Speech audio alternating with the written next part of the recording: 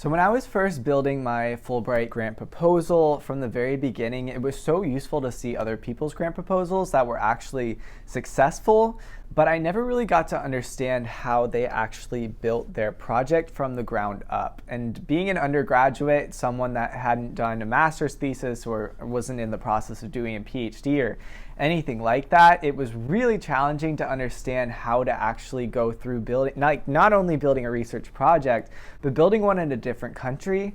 So I really want to break down the process of how I built my own grant proposal to give back to people that are in the initial stages of building their project, or maybe they're a little bit further along, because I know I would have been so grateful for advice like that, seeing from someone that has had success in it and really understanding how they actually did it. So I want to actually be able to provide that to other people. And I'm going to be doing that in this video today, walking through all the steps of that from the beginning of actually coming up with my project idea to the end of actually submitting my application and how I actually continue to build my project after that point. So if you're new to this channel, my name's Eli, and this channel is about all things ocean-related issues, as well as career advice and scholarship advice. And if that is of interest to you, then please subscribe to this channel. But without further ado, we will go ahead and get started. So in the very initial phases of when I was actually creating my very initial project idea, it was really difficult because my project was in the Philippines, and I had actually never been to the Philippines before, and I didn't really have any very solid connections within the Philippines, so it was really impossible to really visualize what a perfect project was going to look like. And so it was really hard to get traction in that kind of sense. So in the very beginning, my project was very similar to my honors thesis. It was really easy to kind of build on what I was already doing within my honors thesis. So I had kind of a foundation that really made sense for my actual project. My honors thesis focused on artificial reefs and basically understanding how diversity changes on them with regards to the physical structure of an artificial reef. So that's not really important, but the important part is that I was planning on basically building off of that idea and working with artificial reefs in another country in a new setting, and kind of adapting that project idea and that type of research within the new setting of the Philippines. And I should also mention that I chose to go to the Philippines because I had an initial connection there. I mentioned that in another video. I talk a little bit more about how I actually chose my country. I'll link that video in the description or in the little text box above. But if you're curious of how I actually found that country and chose that country, check out that video. But anyway, when I was first coming up with this project idea, it was really important that I was really flexible with it, especially because I didn't have necessarily a fantastic connection with anyone in the very initial phases, because I needed it to be able to adapt to different locations within the Philippines, and I also needed it to be able to adapt to a lot of different things. So in the beginning, it was pretty general and very much based off of my thesis initial research. So once I kind of had some initial ideas, I also did a lot of research looking into Philippine news and history to kind of figure out the current topics and historical topics that were related to my research topic specifically. So I was really interested in working with artificial reefs. So I went through and did a lot of research about artificial reefs within the Philippines to kind of get some general ideas. So I really wanted to learn and understand how to improve artificial reefs and their use within the Philippines. And this was something that was kind of like a transferable idea throughout the Philippines. And I also wanted to use my 3D technology experience to help do that, because this is a very emerging and new field, and I know that this is something that can benefit a developing country and really any country that I go to, because it's such a new and emerging skill that I have experience with. So anyway, once I kind of had this initial kind of idea, I wanted to work with 3D technology, I wanted to work with artificial reefs, I came up with a little pitch of what this was, and I formulated my email. I also go into a little bit more detail in another video about how I created my email. to reach out to different professors, but I basically came up with a little pitch to reach out to different potential affiliates about my little proposal for what my vision of my project was, and that made it a lot easier to actually reach out to affiliates. I know this is probably varies a lot from person to person of like the stage that you actually reach out to a professor. I mean, it might be a better idea if you have a really clear or a much more clear picture of what your project is, but in my case, I only had an initial idea and I was really ambitious and passionate about it, and the affiliate saw that in me and wanted to work with me. Once I finally found a project affiliate or a Fulbright affiliate that really wanted to actually work with me, this is when my project proposal really started to take shape, and it was much easier to form a very clear plan of what I wanted to do because I actually knew the location, I knew the professor, I knew the research facility, all of those things. It was so much easier to actually form a proposal. And to really get the ball rolling with my project proposal, this was about, I think, in June when I actually found the affiliate and found someone that wanted to work with me. I reached out to him and I asked if he would have a meeting with me, and I really wanted it to be like over Zoom so I could see his face, he could get to know me, and this was shortly after he said he wanted to work with me. So to really like follow up quick and show that like, hey, I'm really serious about this and I really want to make a great project with you. And so we had that meeting, and I ended up having to do a full like 180 and completely drop the project idea that I had. And I think this is really important to understand, and a really important like little anecdote if you're like just in the initial stages of your grant proposal and you haven't found an affiliate yet, that your affiliate can have a really big impact on what research you actually do. And once I had this meeting with him, it was a really huge insight, especially because I'd never been to the country before.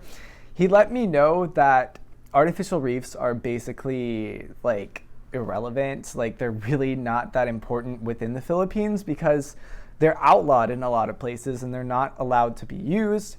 And they're also pretty controversial because a lot of fishermen use them to hone a lot of fish into one area and basically just like pick them out, and they don't really do anything other than just like let the fishermen know where the fish are, and so it's really easy pickings for the fishermen. So it's really a controversial thing, and he said, you know what, you should probably drop the artificial reef idea.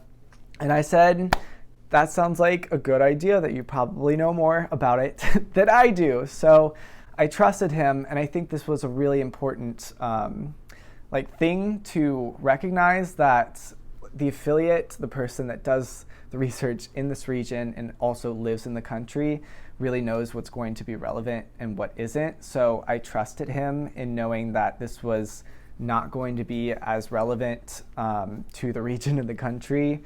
So I chose to divert into a different topic. So the topic that I ended up actually choosing was one that he suggested, and he suggested that I work on a project that he had maybe I think it was like 15, 16 years ago in the past. He had done a kind of cool project working with giant clams, and he kind of pitched to me, he was like, okay, you wanted to work with artificial reefs and you wanted to analyze what was living on the artificial reefs. Why don't you do that with giant clams? So kind of like the same kind of concept, but different actual thing that things are settling on.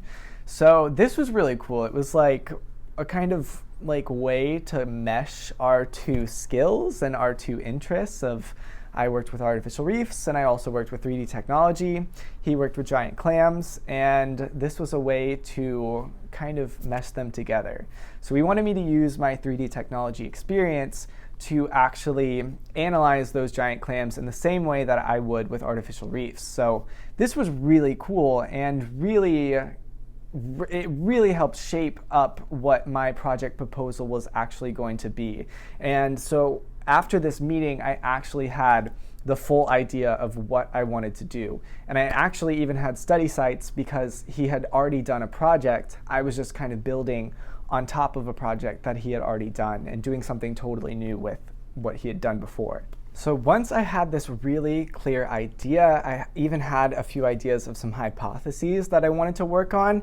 it was so much easier to really get the ball rolling and actually form a great proposal, know what research to look into for the introduction, have a better idea of the methods, and all of that kind of stuff was so much easier to do once I'd actually had this meeting with the actual professor. And so at this point, this is when I started reaching out to a lot of my colleagues and a lot of my connections to get as much input as possible to make this project like as great as possible. So I ended up reaching out to a lot of people. And so some of the major people that I was working with were obviously my affiliate, and I didn't mention this, but I also had another affiliate, and he was a friend from a few years earlier that actually moved over to the Philippines and started another organization. So he had a lot of kind of insight of what the Philippines were actually like, what the culture was like, and what was a lot more relevant to what I wanted to do, and the country and the culture, all of those kinds of things. So I kept having more conversations about him or about kind of what he experienced, because a big thing with Fulbright is not just the research. This is like such a huge thing. Of course, the research is important, but they want to know that you care about the people, and this is going to like leave a lasting impact on the country that you're actually going to, and you're going to have valuable information to take back to your own country. So I wanted to know and understand what was happening within that country.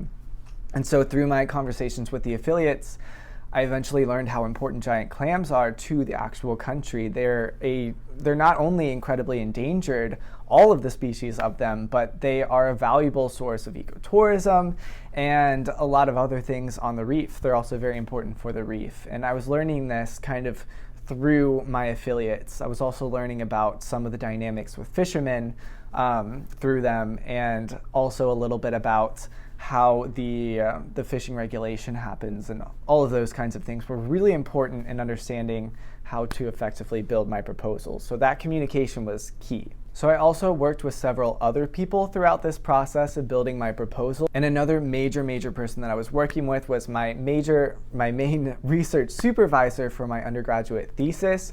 I'd worked with her for, it was like a year and a half at the point of actually writing this proposal.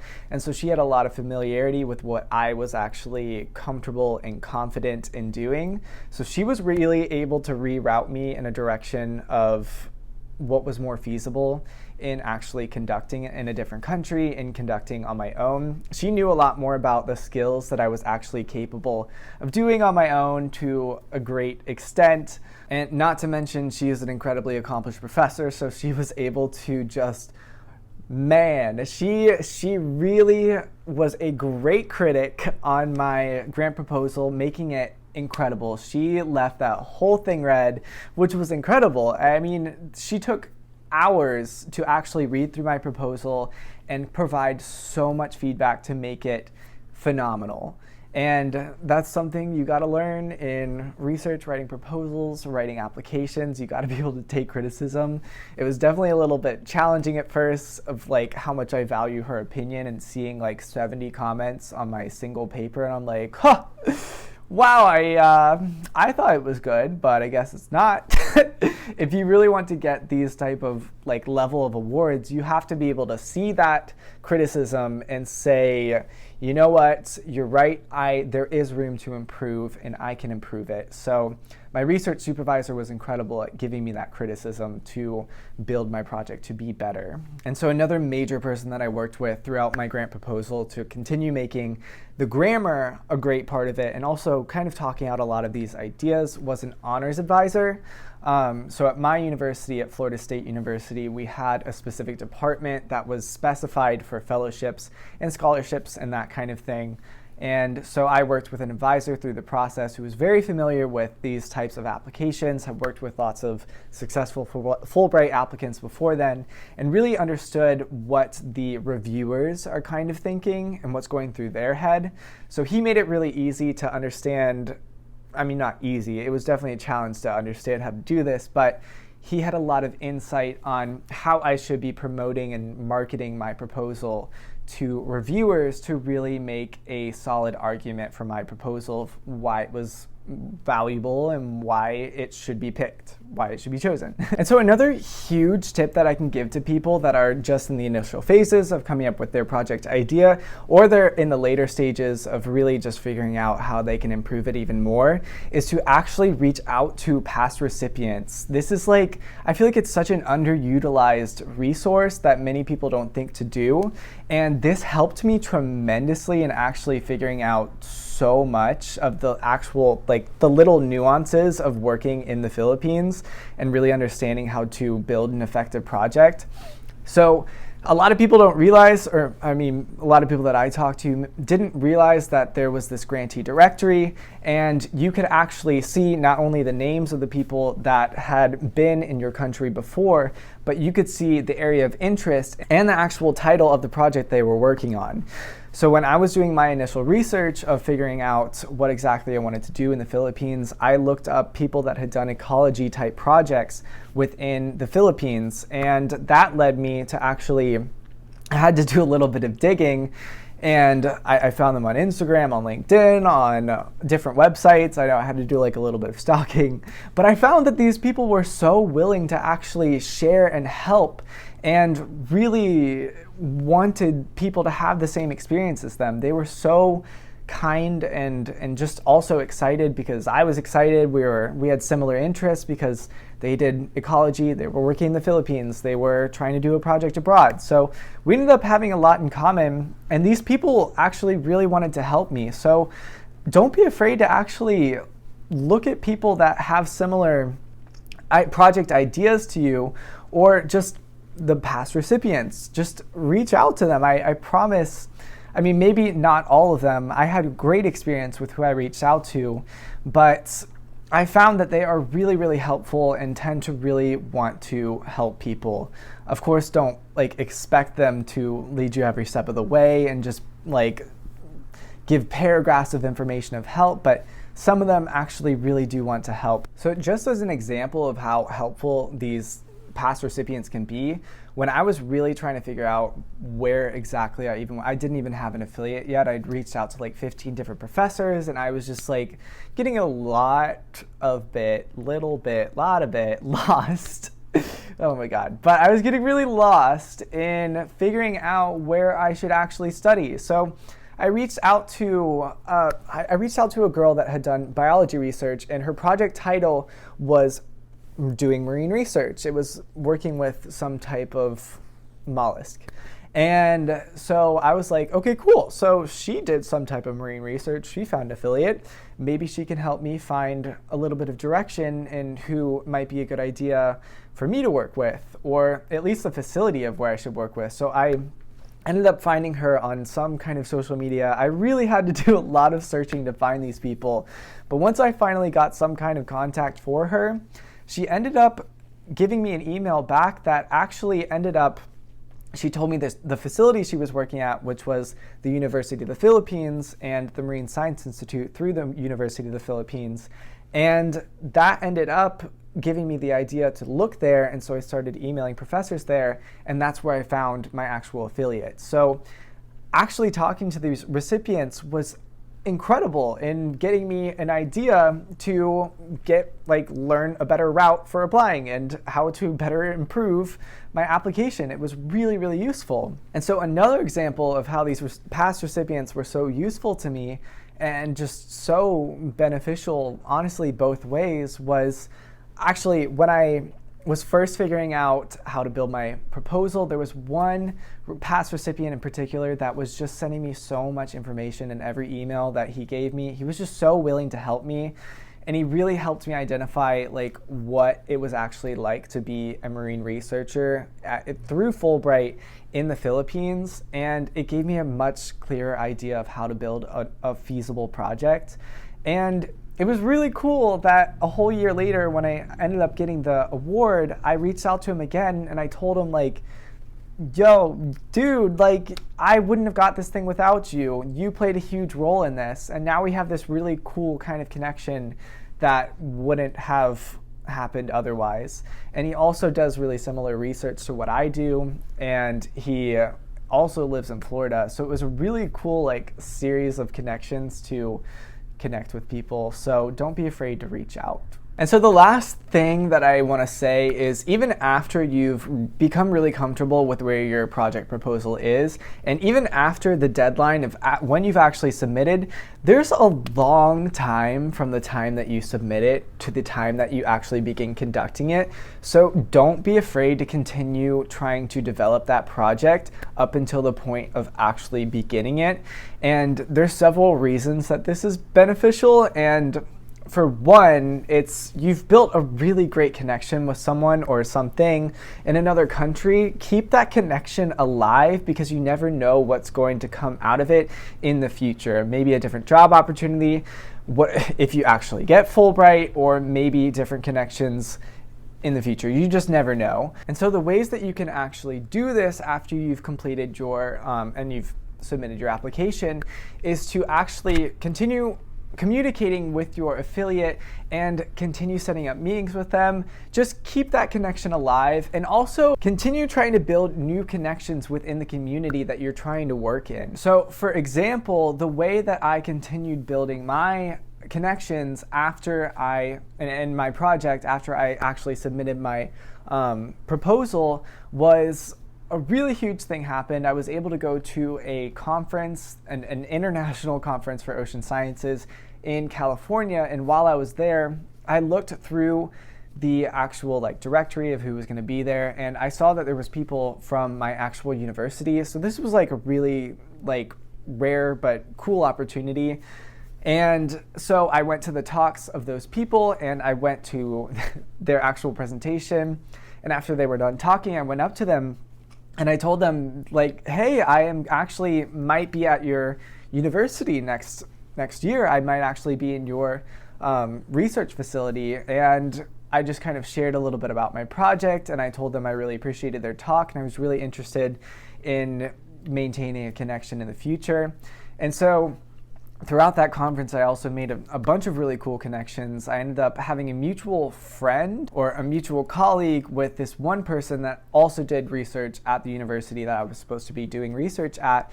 So I went and talked to her, and she ended up being so helpful. She set up a meeting after the actual conference, and she ended up connecting me with, I think it's been up to 15 people now. And I've been able to talk to different grad students that go to the university that I'm supposed to be going to. And the grad students that have been able to tell me what the lab culture is like, what the dynamic is like, and a little bit of a different perspective of what life is going to be like in the city that I'm going to be living in and the research setting that I'm going to be working in. And I've also been able to talk to other people that live in Manila through them. And so another huge thing that happened that really has helped me build my project after actually submitting, so not everyone can actually go to a conference, but everyone can do this, is to post on LinkedIn. LinkedIn has never really been that useful for me personally, and I never really saw too much opportunity in it being in research, but man, this changed my mind about it. It was just crazy. So when I actually received Fulbright, you could do this before you actually receive Fulbright, just talking about how you're applying to it, or talking about your connections, whatever. But when I actually posted that I had received Fulbright, my network started liking it, and I had a friend that actually did a critical language scholarship in Indonesia. So he had a lot of connections in Indonesia. So then when he liked it, his Indonesian contacts started liking it also. And when they started liking it, that took it all the way over to the other side of the world, right nearby the Philippines. And I guess his Indonesian contacts also had a network in the Philippines. So eventually people in the Philippines started liking it. And eventually I included a little gist of what my project was about. And it indicated that it was about marine conservation. So eventually people that were in marine conservation NGOs actually started commenting on my post, which was just wild. I had no idea that was going to happen. And it was so cool. So once they started commenting on it, I immediately started reaching out to them and asking them questions about where are they located and what type of research that they do. And two of them actually do research very similar to me, and they work with communities very similar to what I want to be working with while I'm doing my project. And one of them is actually only 20 minutes from the location that I'm going to be doing research in. So I'm actually going to be collaborating with these people that I never met before, and I only connected with them because I made a LinkedIn post. So seriously, LinkedIn, I never knew how the power of it until this moment, and man, I will be posting on it so much more now. So I definitely recommend, if you haven't gotten started on LinkedIn, start now, build your network, and post. This is so powerful. If you are doing Fulbright, connections are vital. This will help you so much with getting connections. So if you found this video useful, please give it a thumbs up. And if you want to see more content like this, or if you have any questions at all, please let me know in the comments, because I really enjoy making content like this, and I really want to help others because I know how much it helped me in the very beginning, talking to other people that were actually successful in achieving Fulbright and achieving big scholarships like this. So please let me know. I would love to help, and I also plan on making some future content related to Fulbright and grant writing, so it will help me. So anyway, I hope you have a wonderful rest of your day, and thank you again for watching. I don't know